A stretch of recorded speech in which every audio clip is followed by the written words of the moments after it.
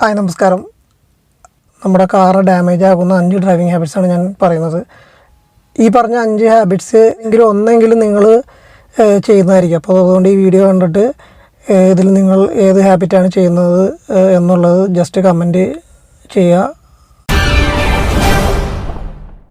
അപ്പോൾ first one പറയുന്നത്, നമ്മുടെ വണ്ടി ഓടിച്ചുകൊണ്ടിരിക്കുമ്പോൾ നമ്മുടെ ഹാൻഡ് ഇതുപോലെ ഗിയർ ലെവലിൽ റെസ്റ്റ് ചെയ്ത് ഓടിക്കുകയാണെങ്കിൽ നമ്മുടെ ഗിയറിൻ്റെ അകത്ത് തന്നെ ഗിയർ ബോക്സിൽ തന്നെ ഗിയറുകൾ കംപ്ലൈൻറ്റ് വരാനുള്ള ചാൻസ് ഉണ്ട്. സിങ്ക്രണൈസർ അങ്ങനെയുള്ള ഗിയറുകൾ കംപ്ലൈൻറ്റ് വരാനുള്ള ചാൻസ് ഉണ്ട്. അപ്പോൾ നമ്മളിങ്ങനെ കൈ ഗിയർ ലിവറിൻ്റെ മുകളിൽ വെച്ച് ഓടിക്കുന്ന ആ ഒരു ശീലം ഒഴിവാക്കുക. അതാണ് ഫസ്റ്റ് നമുക്ക് പറയാനുള്ള ഒരു ബാഡ് ഡ്രൈവിംഗ് ഹാബിറ്റ്. അതേപോലെ വേറൊരെണ്ണമാണ്, നമ്മൾ ഡ്രൈവ് ചെയ്യുന്ന സമയത്ത് നമ്മൾ ഗിയറിൽ റെസ്റ്റ് ചെയ്യുന്ന പോലെ തന്നെ നമ്മുടെ ഫുഡ് റെസ്റ്റിന് നമ്മൾ മിക്ക വണ്ടികൾക്കും സെപ്പറേറ്റ് ഒരു സ്ലോട്ട് കാണും. ഈ ഭാഗത്തായിട്ട് ഫുഡ് റെസ്റ്റ് വെക്കാനുള്ളൊരു സ്ലോട്ട് കാണും. പക്ഷേ ചില വണ്ടികളത് ഉണ്ടാവില്ല. എന്ന് വെച്ചിട്ട് നമ്മൾ ഈ ക്ലച്ചിൻ്റെ മുകളിൽ റെസ്റ്റ് ചെയ്ത് കഴിഞ്ഞാൽ, അതായത് ക്ലച്ചിൻ്റെ മുകളിൽ പയ്യെ കാല് വെച്ച് നമ്മൾ വണ്ടി ഓടിക്കുകയാണെങ്കിൽ ഈ പറഞ്ഞ പോലെ ഗിയറിൻ്റെ അകത്തും തന്നെ കംപ്ലൈൻറ്റ് പോലെ തന്നെ ക്ലച്ചിൻ്റെ അകത്തും വേണൗട്ടുണ്ടാവും. അങ്ങനെ തേയ്മാനം വന്നു കഴിഞ്ഞാലും ക്ലച്ചിന് പെട്ടെന്ന് കംപ്ലൈൻറ്റ്സ് ഒക്കെ വരാനുള്ള ചാൻസ് ഉണ്ട്. അപ്പോൾ അതും കൂടി ശ്രദ്ധിക്കുക. ഇതേപോലെ തന്നെ വണ്ടി നമ്മൾ പെട്ടെന്ന് സ്ലോ ഡൗൺ ആവേണ്ടി വന്നു കഴിഞ്ഞാൽ വണ്ടി ഫസ്റ്റിലേക്ക് തന്നെ ഇടുക. ഒരു ഹമ്പ് ചാടേണ്ട അവസ്ഥ വന്നു കഴിഞ്ഞാൽ വണ്ടി ഫസ്റ്റിലേക്ക് തന്നെ ഇടുക. ഫസ്റ്റിലേക്ക് ഇട്ടതിന് ശേഷം പയ്യെ ഹമ്പ് ചാടിക്കുക. അല്ല, നമ്മൾ ഓടി വരുമ്പോൾ ചിലപ്പോൾ മിക്ക ആൾക്കാരും ചെയ്യണതെന്ന് വെച്ച് കഴിഞ്ഞാൽ ഒരു ഹമ്പൊക്കെ ചാടുന്ന സമയത്ത്, സ്ലോ ആക്കുന്ന സമയത്ത് നേരെ ഒന്നില്ലെങ്കിൽ സെക്കൻഡിലേക്കോ അല്ലെങ്കിൽ തേർഡിലേക്കോ ഒക്കെ ഇട്ടിട്ട് ഹമ്പ് അടിക്കാൻ നോക്കും. അപ്പോൾ എന്താ പ്രശ്നം എന്ന് വെച്ച് കഴിഞ്ഞാൽ വണ്ടി പെട്ടെന്ന് സ്ലോ ആയതിനു ശേഷം തേർഡിലിട്ട് നമ്മുടെ വണ്ടി ലോഡ് എടുക്കാൻ ബുദ്ധിമുട്ട് വരുമ്പോൾ നമ്മൾ സ്വാഭാവികമായിട്ട് ക്ലച്ചിൽ കാല് ചവിട്ടേണ്ടി വരും. ക്ലച്ച് താങ്ങി വേണം നമുക്ക് ഈ പറഞ്ഞ ലോഡ് നമുക്ക് കോമ്പൻസേറ്റ് ചെയ്യാൻ. അപ്പോൾ അങ്ങനെ വരുമ്പോഴും ക്ലച്ച് കൂടുതൽ നമുക്ക് അപ്ലൈ ചെയ്യേണ്ടി വരുന്ന കാരണം വീണ്ടും നമ്മുടെ ക്ലച്ച് ഡിസ്കും കാര്യങ്ങളൊക്കെ പോകാനുള്ള കൂടുതൽ സാധ്യതയുണ്ട്. അപ്പോൾ എപ്പോഴും ശ്രദ്ധിക്കേണ്ടത്, വണ്ടി എപ്പോൾ ഒരു 20 കിലോമീറ്റർ സ്പീഡിൽ സ്ലോ ആവുകയാണെന്ന് വിചാരിക്കുക. ഒരു 20 കിലോമീറ്റർ സ്പീഡിൽ സ്ലോ ആയി കഴിഞ്ഞാൽ അപ്പോൾ തന്നെ നമ്മൾ മാക്സിമം ഫസ്റ്റിലേക്ക് തന്നെ ഇട്ടിട്ട് ജസ്റ്റ് ഒന്ന് റേസ് ആയതിനു ശേഷം സെക്കൻഡിലേക്ക് ഇടുക. ഓട്ടോമാറ്റിക് ബാക്കി നമ്മൾ സാധാരണ ചെയ്യുന്ന പോലെ തന്നെ ചെയ്യുക. അപ്പോൾ ഇതും കൂടി ശ്രദ്ധിക്കുക. ഇതൊക്കെയാണ് ഞാനിപ്പോൾ പറഞ്ഞ ക്ലച്ച് ഗിയർ ഈ പറഞ്ഞ പോലെ സ്ലോ ആക്കുമ്പോൾ ചെയ്യേണ്ടത്. ഇതാണ് നമ്മൾ ഫസ്റ്റ് പോയിന്റിൽ വരുന്നത്. സെക്കൻഡ് പോയിന്റ് എന്ന് വെച്ച് കഴിഞ്ഞാൽ, അതായത് നമ്മൾ ഫ്യൂവല് തീരെ ഇല്ലാതെ നമ്മൾ വണ്ടി ഓടിക്കരുത്. എംറ്റി ആ ലെവലിൽ ഇട്ടിട്ട് നമ്മൾ വണ്ടി ഓടിക്കാൻ നിൽക്കരുത്. കാരണം വെച്ച് കഴിഞ്ഞാൽ അങ്ങനെ നമ്മൾ ഓടിക്കുമ്പോൾ വണ്ടിക്ക് ഭയങ്കരധികം ഡാമേജ് വരുന്നുണ്ട്. നമുക്കത് മനസ്സിലാവില്ല എന്ന് മാത്രമാണ്. നമുക്ക് ഈ പറഞ്ഞ പോലെ തന്നെ ഫ്യൂവൽ കുറച്ച് ഓടിച്ചു കഴിയുമ്പോൾ, ഇപ്പോൾ നമ്മൾ എക്സാമ്പിൾ പറഞ്ഞു കഴിഞ്ഞാൽ നമ്മളൊരു ബക്കറ്റിൽ കുറച്ച് ഫ്യൂവൽ മേടിച്ച് ഒഴിക്കുക. അടുത്ത ദിവസമാകുമ്പോൾ നമ്മൾ ചെക്ക് ചെയ്ത് നോക്കി അറിയാൻ പറ്റും, ആ ബക്കറ്റിൻ്റെ അടിയിലായിട്ട് കുറേ പ്രസിപ്പിറ്റേഴ്സ്, അതായത് ഈ കണ്ടാമിനേറ്റഡ് ആയിട്ടുള്ള കുറേ പാർട്സുകൾ ഈ ബക്കറ്റിൻ്റെ അടിയിൽ വന്ന് കിടക്കുന്നുണ്ടാകും. അപ്പോൾ അതേപോലെ തന്നെ നമ്മുടെ വണ്ടിയുടെ ടാങ്കിലും ഇതേപോലെ തന്നെ ഫ്യൂവലിൻ്റെ ഈ പറഞ്ഞ പോലെ കണ്ടാമിനേറ്റഡ് ആയിട്ടുള്ള പാർട്ടിക്കിൾസ് അതിൻ്റെ അടിയിൽ അക്യുമുലേറ്റ് ചെയ്ത് കിടക്കുന്നുണ്ടാവും. അപ്പോൾ അങ്ങനെ വന്ന സമയത്ത് നമ്മൾ തീരെ ഫ്യൂവലില്ലാതെ ഓടിക്കുന്ന സമയത്ത് ഈ പറയുന്ന പാർട്ടിക്കിൾസാണ് കംപ്ലീറ്റ് നമ്മുടെ ഫ്യൂവൽ പമ്പ് വഴി നമുക്കെന്തായാലും ഫ്യൂവൽ ടാങ്കിൽ ഇരിക്കുന്ന സംഭവം നമുക്ക് ഫ്രണ്ടിലെ എൻജിനിലേക്ക് എത്തിക്കണമെങ്കിൽ വെറുതെ പോകില്ലല്ലോ, ഒരു പമ്പിൻ്റെ ആവശ്യം വരുമല്ലോ.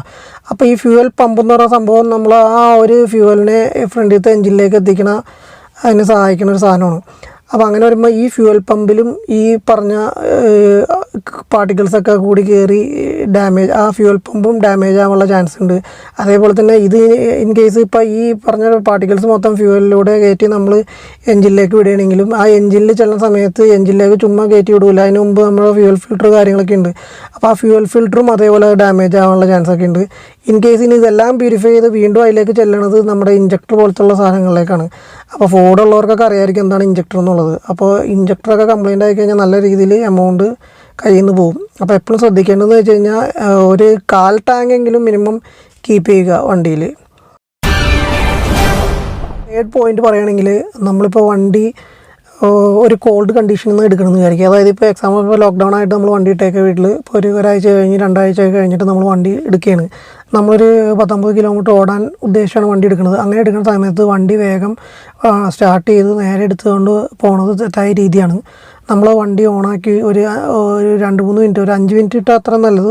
1-2 മിനിറ്റ് ഇട്ട് വണ്ടി ഒന്ന് ജസ്റ്റ് ഒന്ന് ഹീറ്റ് ആവണം വരെ, എഞ്ചിനൊക്കെ ഒന്ന് ഹീറ്റ് ആവണം. പെട്ടെന്ന് തണുത്ത് കിടക്കുന്ന എഞ്ചിനെ പെട്ടെന്ന് നമ്മൾ റേസ് ചെയ്ത് ഓടിച്ചുകൊണ്ട് പോകുമ്പോൾ പെട്ടെന്ന് അതിന് ഓവർകം ചെയ്യാൻ പറ്റില്ല ആ ഹീറ്റ്. അതേപോലെ തന്നെ ലൂബ്രിക്കേഷൻ എല്ലാ പാർട്സിലേക്ക് എത്തില്ല.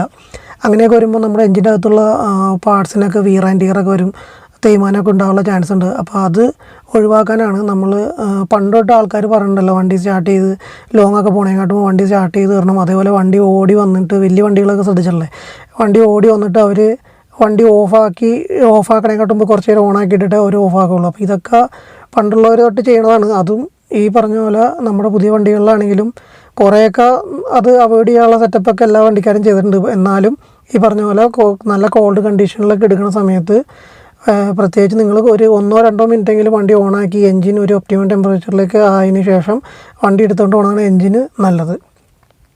അതേപോലെ തന്നെ നമ്മൾ ഈ പറഞ്ഞ പോലെ ഓടി വന്നു കഴിയുമ്പോഴും ഒറ്റയടിക്ക് ഓഫ് ചെയ്യാതിരിക്കുക.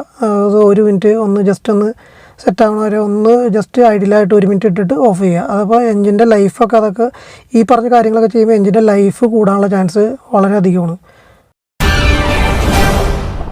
4ാമത്തെ പോയിന്റ് എന്ന് വെച്ച് കഴിഞ്ഞാൽ സഡനായിട്ടുള്ള ആക്സലറേഷനും അതുപോലെ സഡനായിട്ടുള്ള ബ്രേക്കിങ്ങും മാക്സിമം ഒഴിവാക്കാൻ നോക്കുക.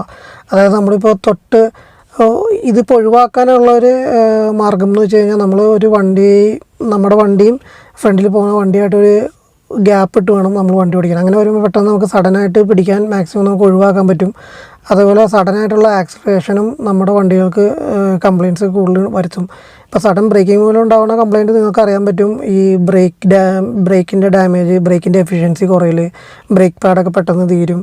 അപ്പോൾ അതൊക്കെ അതേപോലെ തന്നെ ബ്രേക്ക് ചെയ്യുന്ന സമയത്ത് നമ്മുടെ ഈ ടയറിൻ്റെ വേണൗട്ട് പെട്ടെന്ന് കൂടിക്കൊണ്ടിരിക്കും. അതേപോലെ തന്നെ ആക്സലറേഷൻ ചെയ്യുന്ന സമയത്തും ടയർ സ്കിഡാവും, അപ്പോഴും ടയറിൻ്റെ ലൈഫും കുറയും.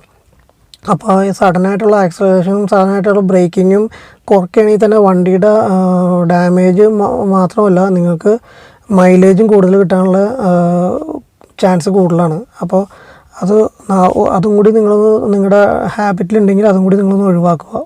സഡൻ ആക്സലറേഷനും സഡൻ ബ്രേക്കിംഗ് ഞാൻ ഇതിനു മുമ്പത്തെ ഒരു വീഡിയോയിൽ ഞാൻ പറഞ്ഞിട്ടുണ്ടായിരുന്നു. നമുക്ക് മൈലേജ് കിട്ടാനുള്ള എളുപ്പ വഴികളിൽ ഒരു പോയിൻ്റാണ് ഈ സഡൻ ആക്സലറേഷനും സഡൻ ബ്രേക്കിങ്ങും. അപ്പോൾ ആ വീഡിയോയുടെ ലിങ്ക് ഞാൻ ഇതിൽ കൊടുത്തേക്കാം. അപ്പോൾ ആ വീഡിയോ കാണാത്തവരൊന്ന് കണ്ടു നോക്കുക. അപ്പോൾ നിങ്ങളുടെ വണ്ടിക്ക് മൈലേജ് എങ്ങനെയൊക്കെ നിങ്ങൾക്ക് കൂട്ടാമെന്നുള്ളതാണ് ആ വീഡിയോയിൽ ഞാൻ പറഞ്ഞിട്ടുള്ളത്.